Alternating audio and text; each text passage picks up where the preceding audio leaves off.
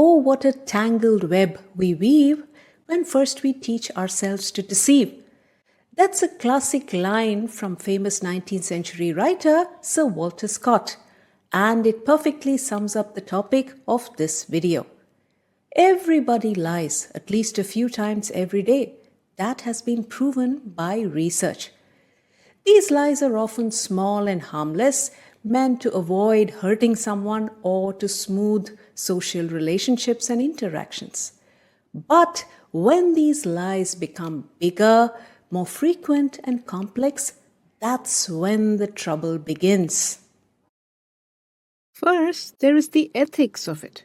Trust is the foundation of all healthy relationships, both personal and professional. Lying and deception break this trust. That makes it harder for people to maintain their integrity, form healthy relationships, or make informed decisions. And it can do a lot of harm.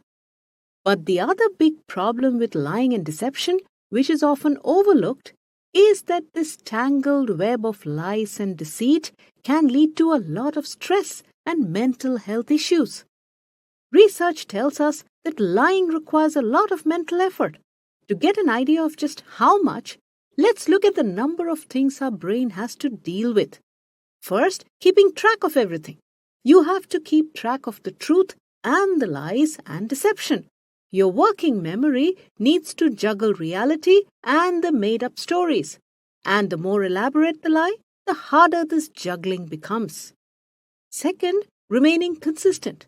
To avoid getting caught, people need to remember all the details of their lies so that their story remains consistent. This will often require more lies and deception, either to maintain this consistency or when new information or questions come up. Third, monitoring everyone's reactions. When lying, people also have to monitor the other person's reactions to gauge if they believe these lies. This adds to the mental workload because now the brain is not just keeping track of all the details about the lies, but also constantly assessing how they are being received by different people. The cognitive load theory, proposed by John Sweller, tells us that our working memory has limited capacity. If we load it with too many things, then it becomes very difficult for us to keep track of all of them, and this leads to bad choices and decisions. The increased cognitive load of lying and deception can increase stress and anxiety levels significantly. Lying can trigger the body's stress response, increasing heart rate, blood pressure, and cortisol levels. And this is not just short-term. Keeping up the lies can lead to long-term health problems like anxiety and depression and physical issues like high blood pressure and a weakened immune system. A simple lie often leads to more lies, creating a tangled web. And as the lies grow, so does the mental and emotional burden of juggling multiple versions of reality. Keeping up with all this over a period of time makes it likely that we will slip up at some point. And when the truth comes out, there's the added shame and fear when others discover your lies and deceits. Let's now talk about lying and deception on social media. Social media makes it easier to lie. There's also the added implicit pressure to deceive, especially for teenagers who feel compelled to exaggerate or fake parts of their lives to appear cooler and more popular online. Their brains are still developing, so they are more sensitive to peer pressure. Teens also crave acceptance and validation more, which pushes them to fabricate an ideal image of themselves.